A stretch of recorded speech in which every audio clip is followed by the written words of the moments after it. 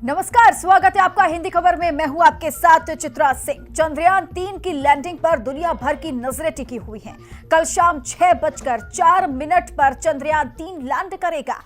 चांद के दक्षिणी ध्रुव पर चंद्रयान-3 उतरेगा। ये बड़ी जानकारी आपको दे रहे हैं, लेकिन इसरो की तरफ से यह भी बता दिया गया है कि तय समय पर ही चांद पर लैंडिंग होगी।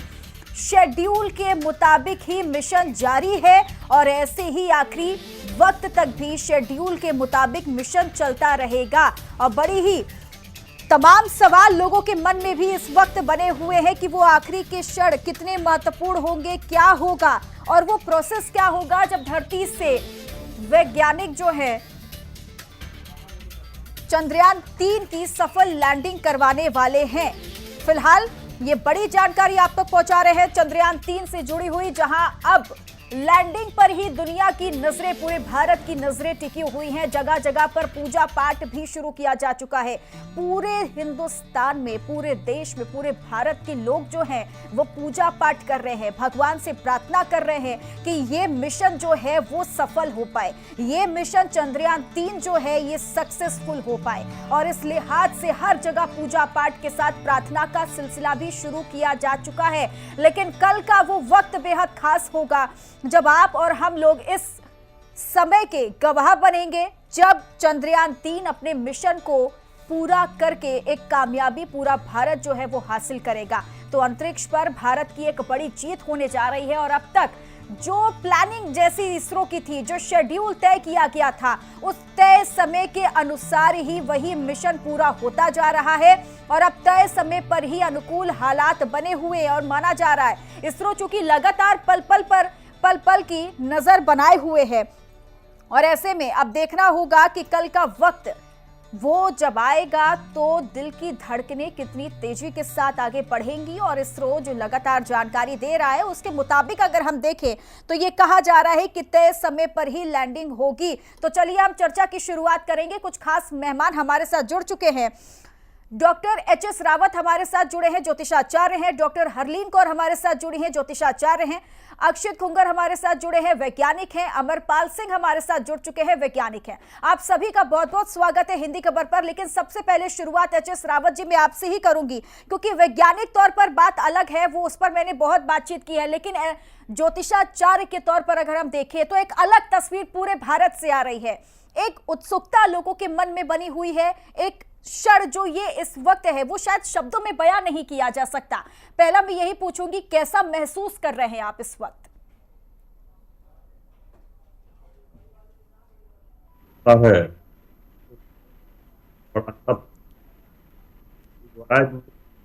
हिंदुस्तान, उसी में हम सब शामिल हैं।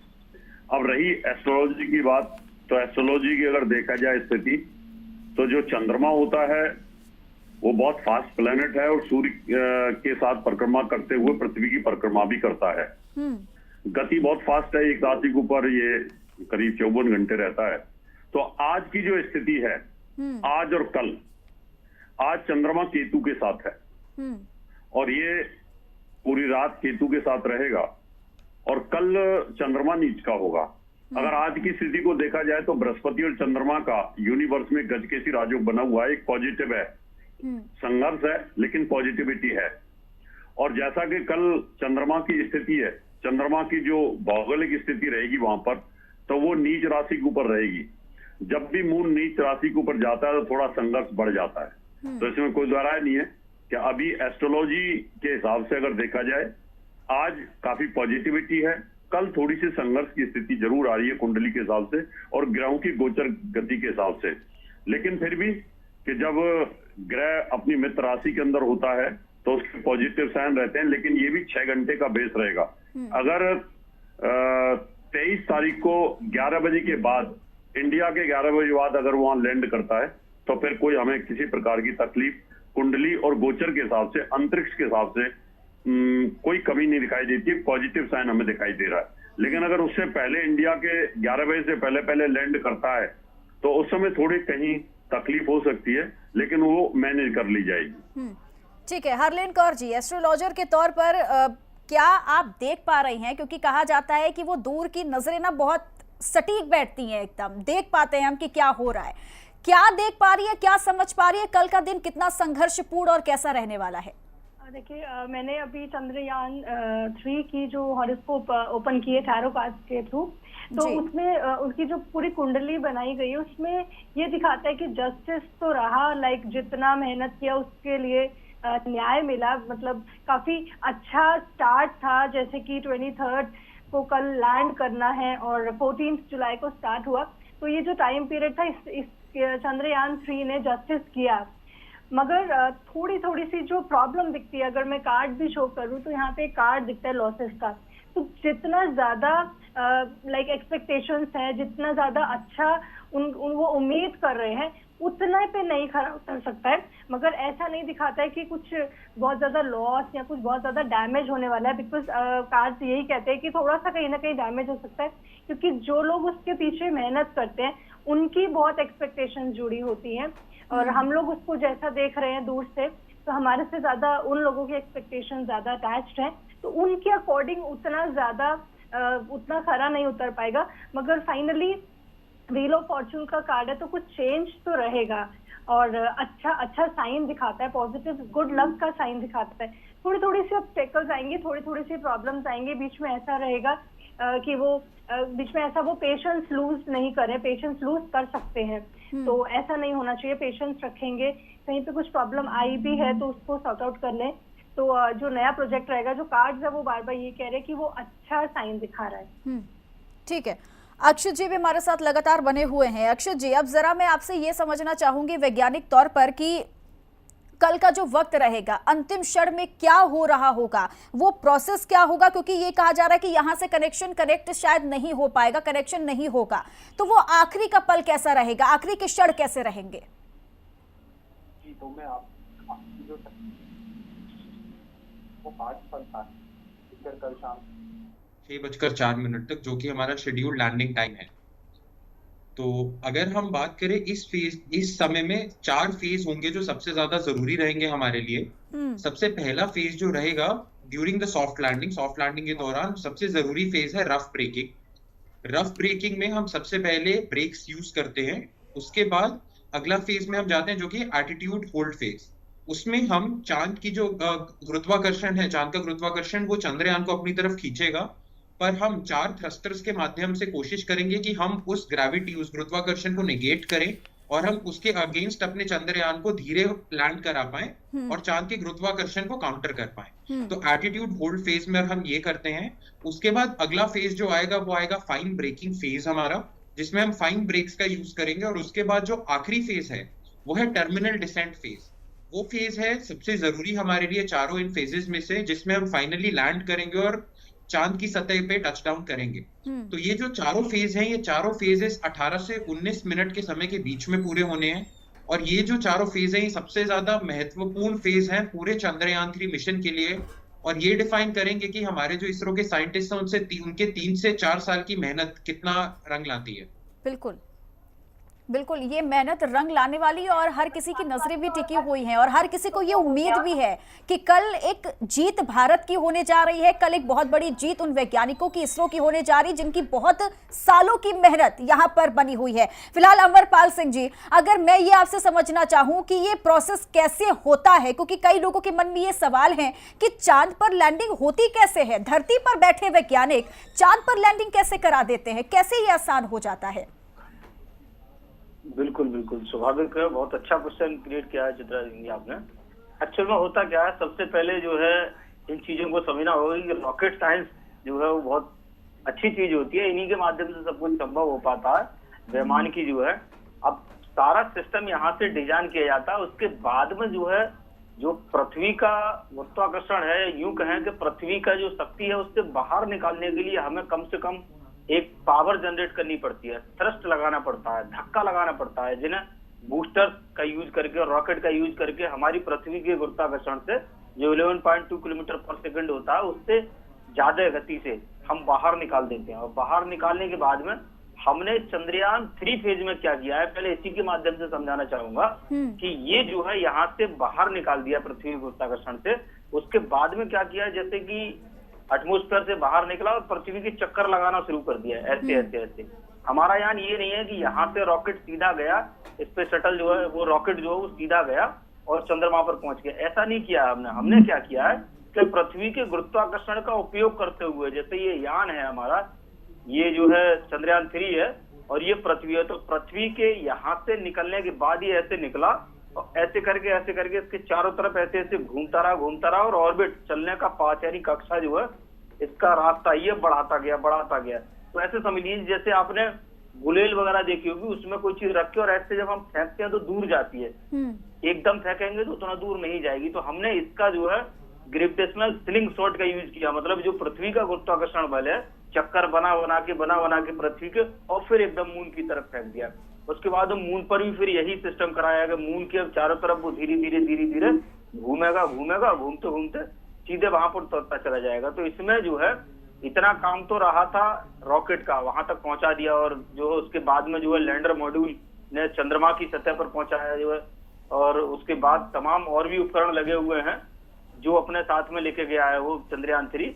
लेकिन उनमें महत्वपूर्ण बात यह है कि हम लोग यहाँ जो इसरो के मास्टर कंट्रोल फैसिलिटी सेंटर हैं और डीप स्पेस नेटवर्क है, जहां से जो सिग्नल भेजते हैं और सिग्नल रिसीव करते हैं, वो कंप्यूटर सिस्टम से सारा सिस्टम होता है पूरा। पहली बात तो अब जो है वो पहले कैलकुलेशन हाथ से होती थी पूरा मैथमेटिक्स, लेकिन अब सुपर कंप्यूटर्स वगैरह आए हैं, तमाम प्रकार के कंप्यूटर उनके माध्यम से होती है। उनके बाद होता क्या है कि वो जो है कुछ चीजें उसके अंदर ही डाल दी जाती हैं। जैसे हमने अपने दिमाग से जो कुछ करना था बुद्धिमानी लगा के ब्रेन का यूज करके वो साइंटिस्ट ने कर दिया यहाँ इसरो के, लेकिन उसके बाद में अंदर उसमें डाला जाता है ऑनबोर्ड कंप्यूटर सिस्टम, जो कि कंप्यूटर की बुद्धि है। जैसे अपनी बुद्धि होती है ऐसे ही सिस्टम की कंप्यूटर की बुद्धि होती है, जैसे आर्टिफिशियल इंटेलिजेंस यानी कृत्रिम बुद्धिमत्ता, यानी बनाई हुई आदमी के द्वारा बनाई हुई बुद्धि उसमें डाल दी जाती है। उसमें सारी स्टेजेस कोडिंग कर दी जाती है, प्रोग्रामिंग कर दी जाती है। उस प्रोग्रामिंग के माध्यम से फिर उसे देखना होता है कि जैसे कि यहाँ से गया तो किसी तारे की तरफ देखेगा, पहले कोई 2 तारे देख लिए उन्होंने, जैसे कि आपका सन हो गया कि और तारा हो गया, जिसे स्टार सेंसर कहते हैं। उनके माध्यम से पर अंतरिक्ष में जो दूरियां तय की जाती हैं, कोई ना कोई तो वो चाहिए हमें, एक मीडियम देखने के लिए कोई माध्यम तो होना चाहिए कि ये चीज है, इसको देख करके हम आगे बढ़ रहे हैं। तो वो स्टार सेंसर उस पर लगे होते हैं। वो क्या करते हैं, उस स्टार की पोजीशन को देखते हैं, तारे की, उस तारे की पोजीशन के अकॉर्डिंग धरती को देखते हैं, धरती कहाँ है, सूर्य कहाँ, और किस बॉडी पर, किस पिंड पर, जैसे कि चंद्रमा हुआ, इस पर जाना है। तो पूरा सिस्टम ये जो है वो कंप्यूटर की बुद्धि पर डिपेंड करता है। वो देख करके वो फिर जो है उसके अनुरूप अपना पाथ यानी रास्ता निर्धारित कर रहा है, किस रास्ते पर जाएगा। उसके अनुरूप जब उसे पता पड़ती है हाँ ये रास्ता चंद्रमा वाला है, ठीक है, और उसके अंदर जो कृत्रिम बुद्धि, कंप्यूटर की आर्टिफिशियल इंटेलिजेंस तो होती है, उसके माध्यम से फिर वो मून की तरफ, जैसे हो सकता है कि आपका क्वेश्चन ये भी हो अभी कि जैसे हमें यही कैसा पता कि चंद्रमा यहाँ पर ही है, हो सकता है इधर हो चंद्रमा, उधर हो, मंगल ग्रह की तरफ निकल जाए, बुध ग्रह की तरफ निकल जाए, यहाँ हो सकता है, स्वाभाविक बात है। लेकिन वो स्टार सेंसर उसमें जो लगे होते हैं, ऑनबोर्ड कंप्यूटर जो सिस्टम लगा होता है, उनके माध्यम से उससे ट्रैक करते हैं, उसका पाथ देखते हैं कि ये स्टार कहाँ पर है, इससे इसकी दूरी कितनी है और किस तरफ जाना है, तो वहीं पर पहुंचेगा। एग्जैक्ट जो है वो मंगल ग्रह पर नहीं जाएगा, ये सीधा जो है अगर डिजाइन और डिफाइन किया, आर्टिफिशियल इंटेलिजेंस डाला है, तो वो चंद्रमा पर ही जाएगा, चंद्रमा की ऑर्बिट में चला जाएगा और वहां पर उसके जो कंप्यूटर है उसकी बुद्धि से काम होगा। वो जाकर के देखेगा कि कहाँ उतरना है। तो जो पहले से हजारों फोटो उसके अंदर डाले गए, उन फोटो से डेटा मैच करेगा कि जहां हम उतरने जा रहे हैं, वो लेजर से फोटो खींचेगा जो है कैमरों से, उन्हें मैच करेगा आपस में कि जो पहले से हमें डेटा दिया है इससे मैच कर रहा है, ये वही जगह है या फिर दूसरी जगह है। ये रफ ब्रेकिंग फेज में, मतलब लास्ट फेज में जो है, और अगर वो नहीं मिलता है उसे उतरने के लिए जगह पर्याप्त जो है, कोई कारणवश जो है लगता है उसे कि यहाँ उतरना ठीक नहीं है, बोल्डर्स आ गए, क्रेटर्स आ गए, कोई गड्ढा आ गया, या फिर टकराने की संभावना हो सकती है, तो क्या करेगा सर, लगभग जो है 150 मीटर किधर भी किसी भी डायरेक्शन में वो जा सकता है, जाकर के फिर दूसरी जगह जो है वो उतरेगा, तो लगभग 400 किलोमीटर दूर जाकर के फिर दूसरी जगह उतरेगा। लेकिन पहली बात तो ये है कि ये जो है वो कल यानी 23 तारीख को ही 6:04 उतारने का पूरा प्रोसेस लगभग कंप्लीट है, ऑनबोर्ड कंप्यूटर सब कुछ बिल्कुल, यानी इसरो ने भी ये जानकारी दी है कि तय समय के अनुसार ही सफल लैंडिंग होगी। अभी जिस तरीके से आपने आसान शब्दों में समझाया है, इसे हम समझ तो रहे हैं, लेकिन शब्दों के अलावा अगर हम ध्यान दें तो ये कड़ी मेहनत है वैज्ञानिकों की, इसरो की, जो इतने सालों से चल रही है, और आज हम उस मिशन को तकरीबन पूरा भी कर चुके और पूरा करने वाले हैं। फिलहाल एच.एस. रावत जी, अब अगर हम आपके नजरिए से देखें, ज्योतिषाचार्य के नजरिए से देखें, तो हमारा भारत अब देखिए बहुत आगे बढ़ रहा है। बाकी देशों से भारत एक आज ऊंचे लेवल पर है, एक अलग तस्वीर भारत की बन चुकी है। इसे कैसे समझाएंगे और आने वाला वक्त भारत के लिए कैसा होने वाला है? देखिए चित्रा जी, भारत पहले भी ऊंचाइयों पर था। जिस समय ज्योतिष विज्ञान की उत्पत्ति हुई थी और हमारे ऋषियों ने इस ज्योतिष विज्ञान को हमें दिया, उस समय पूरी दुनिया सो रही थी और हमारे ऋषियों ने हमें चंद्रमा की गति बताई, चंद्रमा का वेट बताया, पृथ्वी से चंद्रमा की दूरी बताई, सूर्य से पृथ्वी की दूरी बताई। ये सब हमें हमारे ऋषियों ने बहुत पहले दे दिया था। आज से हम हजारों वर्ष पहले भी बहुत ऊंचाइयों पर थे और आज हम यंत्र के माध्यम से, कंप्यूटर के माध्यम से प्रैक्टिकली हम वहां पहुंचने वाले हैं। ये खुशी की बात है। आध्यात्मिक दृष्टि से तो हम बहुत ऊंचाइयों पर थे पहले। यंत्र विज्ञान में हमारा कोई मुकाबला पहले भी नहीं था, कैलकुलेशन में हमारा मुकाबला कोई भी नहीं था। आज जो ज्योतिष विज्ञान है, जो हर चीज की जानकारी हमें देता है, जो वो भी किरणों से आधारित है। जैसे कि आज इसरो का वैज्ञानिक यहां से बैठे बैठे वहां कंट्रोल कर रहा है, इसका मतलब इतनी लाखों किलोमीटर दूर किसी चीज को यहां से रेज के माध्यम से कंट्रोल किया जा सकता है। ऐसे ही ग्रहों की किरणों के माध्यम से हमारा ब्रेन, मनुष्य जीवन का ब्रेन भी कंट्रोल किया जाता है। बस इसको जानने की आवश्यकता होती है। तो इसी प्रकार से खुशी की बात है कि आज हिंदुस्तान उस ऊंचाइयों को छूने वाला है। टेक्निकली तौर पर जैसे कभी वैज्ञानिक महोदय ने बताया कि शाम को 6:00 पर लैंडिंग की संभावना है, तो यहाँ थोड़ी सी हर्डल जरूर आ रही है। तो जैसे अभी कहा कि थोड़ा इधर उधर खिसकाया जा सकता है, 150 मीटर 200 मीटर इधर उधर किया जा सकता है। तो ऐसी सिचुएशंस आ सकती है, क्योंकि इस समय ज्योतिष के माध्यम से चंद्रमा केतु के साथ युति कर रहा है और केतु एक छाया ग्रह होता है और राहु केतु के एक्सेस में मून का आने का मतलब होता है कि कहीं ना कहीं परेशानियां आना, थोड़े हार्डल्स आना। तो हो सकता है, मैं इनकी बात से, अमरपाल जी की बात से, कि अगर उनकी आर्टिफिशियल इंटेलिजेंसी ने मून की ने अगर जहां उतरने की कोशिश की और वहां गड्ढा दिखाई दिया, तो वो साइड पे जा सकता है, इधर उधर जा सकता है और थोड़ा बहुत डिले कर सकता है, क्योंकि वो केतु और चंद्र की युति इस समय यूनिवर्स के अंदर चल रही है। लेकिन साइन बहुत पॉजिटिव है, क्योंकि देवगुरु बृहस्पति चंद्रमा को देखता है और जब चंद्रमा को देखता है तो चंद्रमा को बल प्राप्त होता है और इसको गजकेसी राजयोग भी बोलते हैं। तो एक बड़ी खुशी की बात है हिंदुस्तान के लिए, हम देशवासियों के लिए, कि हम उस मुकाम पर पहुंच चुके हैं जिस मुकाम पर पहले ही 4 देश हैं, चौथा पांचवा देश हमारा होने वाला है। और ज्योतिष के क्षेत्र में तो हम आज भी पहले नंबर पर हैं, 1000 वर्ष पहले भी पहले नंबर पर थे और आगे भी रहेंगे। चित्रा जी, बिल्कुल। हरलिन कौर जी, आप इत्तेफाक रखती हैं एचएस रावत जी की बात पर। एक पॉजिटिव फीलिंग भी यहाँ पर फील जो है वो हर व्यक्ति कर सकता है।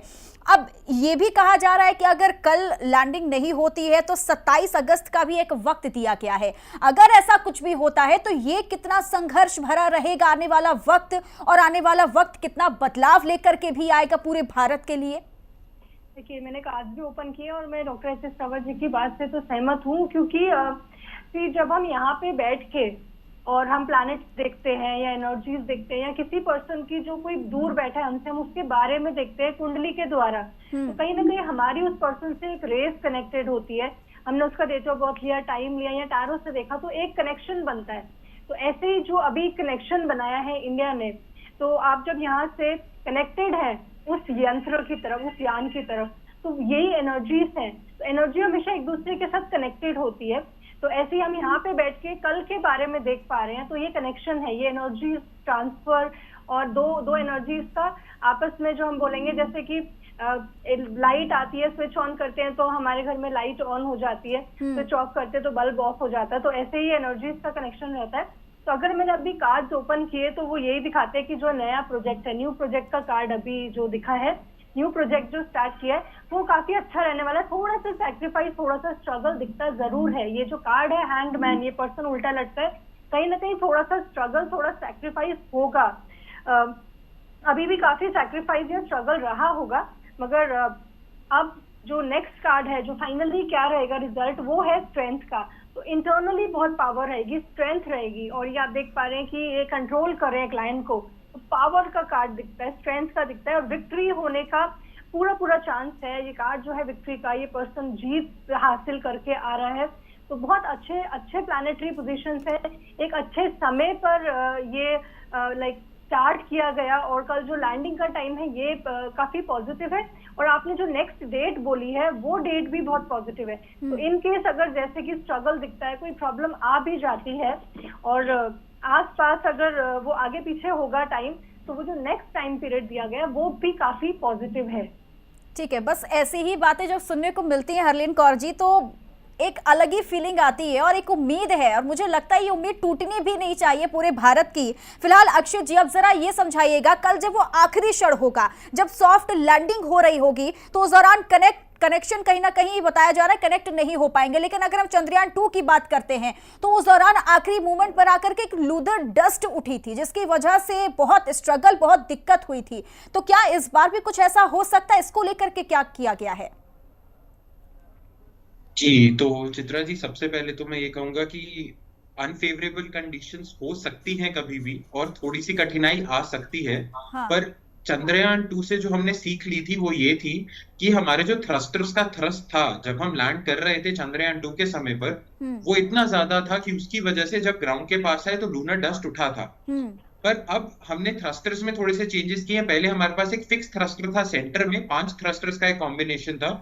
अब हमने उस कॉम्बिनेशन को 5 से 4 थ्रस्टर किया है। तो उसका जो पूरा बेनिफिट है वो हमें इस बार मिलेगा, क्योंकि अब पूरा का पूरा कंट्रोल हमारे हाथ में है। जैसे कि हम बात कर रहे थे, जो एटीट्यूड कंट्रोल रहेगा चंद्रयान के लैंडिंग मॉड्यूल का, वो पूरा इस बार ऑटोमेटेड रहेगा और हमारे हाथ में रहेगा। तो टेक्नोलॉजी, हम ये मानते हैं कि पिछली बार हमने ये चीज इससे सीखी थी कि सॉफ्ट लैंडिंग करते हुए ये लूनर डस्ट का फैक्टर बहुत जरूरी था, जो शायद हमने उसको इतना महत्व उस समय नहीं दिया था। पर इस बार उससे जो सीख हमें मिली है, हमने उसको इनकॉर्पोरेट किया है, हमने थ्रस्टर अलाइनमेंट चेंज किया है, और हम इससे पूरी उम्मीद कर सकते हैं कि जो सीख हमें मिली है, हमने उसका जो प्रयोग इस बार किया है, उससे ये मिशन हमारा 100% सक्सेसफुल होगा। तो ये उम्मीद हम इस बार कर सकते हैं। ठीक है अमरपाल जी, इसरो लगातार ये चीज कह रहा है कि दिक्कत कुछ भी हो, गलती कुछ भी हो, लेकिन सफल लैंडिंग होनी ही है। इसे कैसे देखेंगे? एक बड़ी कामयाबी भी है, या मान के चला जाए कि अगर गलती होती भी है, थोड़ी सी भी गलती होती है, लेकिन लैंडिंग सफल ही होगी? बिल्कुल स्वाभाविक है, क्योंकि कहावत है कि खबरों के डर से नौका पार नहीं होती, कोशिश करने वालों की हार नहीं होती। तो हम लोग जो है पहले देख चुके हैं सारी चीजों को, तो फेलियर टेक्नोलॉजी पर अब की ज्यादा वर्क किया गया है कि कहाँ पर किस लास्ट जो रफ। ठीक है सर, अमरपाल जी आपकी आवाज क्लियर नहीं आ रही है, मैं आपके पास लौटूंगी। यही सवाल मेरा अक्षय जी आपसे है कि इसको किस तरीके से इतनी बड़ी कामयाबी के तौर पर देखा जाए, जिसरो लगातार यही चीज कह रहा है कि गलती होगी भी लेकिन सफल लैंडिंग होगी। जी, तो ये बहुत ही अच्छी चीज हम मान सकते हैं, क्योंकि ये जो इसरो ने बफर पीरियड रखा है, जो 27 तारीख तक का हमने एक विंडो रखा है अपने पास, उसका बेनिफिट ये है कि अगर मान लीजिए कल हमें लगता है कि थोड़ा सा भी फेलियर का चांस है, तो इसरो उसको पोस्टपोन कर सकता है और उसको 27 तारीख तक लेकर जा सकता है मिशन को। तो हमने जो इस बार महत्वता दी है इस मिशन की सफलता को, वो बहुत जरूरी है। और वो, अगर हम बात करें, बहुत ही कमेंडेबल जॉब है इसरो की कि उन्होंने इस चीज को इतना इंपॉर्टेंस दिया है कि हम कुछ भी हो, हम इस मिशन को सक्सेसफुल बनाएंगे। तो मिशन की जो सक्सेस है वो इस टाइम पे हमारा सबसे प्राइम पैरामीटर है, सबसे जरूरी चीज है हमारे लिए। और इसरो ने उसके लिए कोई भी, जिसको हम कहते हैं, स्टोन अनटर्न नहीं छोड़ा है, कोई भी चीज छोड़ी नहीं है। तो इसरो ने इस चीज पे पूरा फोकस किया है, और इसी के लिए हमने जो बफर पीरियड है उसका भी एक विंडो रखा है, ताकि अगर कल हमें लगता है कि जो लैंडिंग साइट है वो हमारे लिए थोड़ी सी भी अनसेफ हो सकती है, तो हम इसका जो लैंडिंग है हम वो 27 को अटेम्प्ट करेंगे। ठीक है हरलीन कौर जी, एक बार जरा मैं कार्ड्स के जरिए आप अगर समझा पाए आसानी से, तो जरा मैं देखना चाहूंगी और दर्शकों को भी ये देखना होगा कि कैसा कल का दिन रहने वाला है। जो एक कार्ड निकाला है कल के दिन के लिए, जी। वो कार्ड शो करता है, जो आप ये देख पा रहे तो एक बोट है, मूव कर रही है, और ये ट्रैवल का शो करता है, मूवमेंट का शो करता है। तो ट्रैवल, मूवमेंट, तो जो भी प्रॉब्लम्स है उसमें से निकल जाएंगे। प्रॉब्लम्स देखिए आएंगी, यहाँ पे इस वक्त काफी वेवी वाटर दिखाई देता है, तो प्रॉब्लम्स रहेंगी, बट वो प्रॉब्लम्स जो बैक एंड पे होती हैं वो लोग सॉर्ट आउट कर लेंगे। टेक्निकल वर्क जो रहेगा वो मैनेज हो जाएगा। तो काफी अच्छी न्यूज दिखाई देती है। फाइनली भी जो कार्ड है वो एम्प्रेस का है, तो बहुत अच्छी पावर के साथ ये प्रोजेक्ट कंप्लीट होगा। तो काफी हद तक पॉजिटिव एनर्जीज है, बट कई बार ऐसा होता है कि कभी कभी कुछ ऐसी जिसको मैं बोलती हूँ कुछ नेगेटिव एनर्जीज आसपास आ जाती हैं, जिसकी वजह से जो हम कहते हैं कि शायद आज अगर नहीं हुआ तो कुछ अच्छे के लिए ही हुआ। तो हमारे पास एक और डेट है, बीच में और टाइम है, तो वो टाइम पीरियड भी काफी पावरफुल है, पॉजिटिव है। तो अगर कुछ पॉइंट में, कुछ परसेंटेज में भी अगर वो टाइम कल का नहीं फेवरेबल हो पाता है तो नेक्स्ट डेट का जो एक स्लॉट है वो बहुत पावरफुल रहेगा। तो ये टाइम पीरियड काफी अच्छा चल रहा है। हाँ, ठीक है। और इसी लिहाज से पूरे हिंदुस्तान के लोग जो हैं वो पूजा पाठ कर रहे हैं कि ये मिशन सक्सेसफुल हो जाए, क्योंकि उनको यकीन भी है। फिलहाल सवाल मेरे बहुत है, लेकिन समय मुझे इतने की इजाजत देता है। आप सभी का बहुत बहुत शुक्रिया हिंदी खबर पर जुड़ने के लिए। तो सभी की निगाहें इस वक्त टिकी हुई हैं चंद्रयान 3 के उस मिशन पर, जब ये सॉफ्ट लैंडिंग होगी और भारत एक नया इतिहास रचेगा। फिलहाल इस बुलेटिन में, इस चर्चा में मेरे साथ बस इतना ही। दीजिए इजाजत, नमस्कार।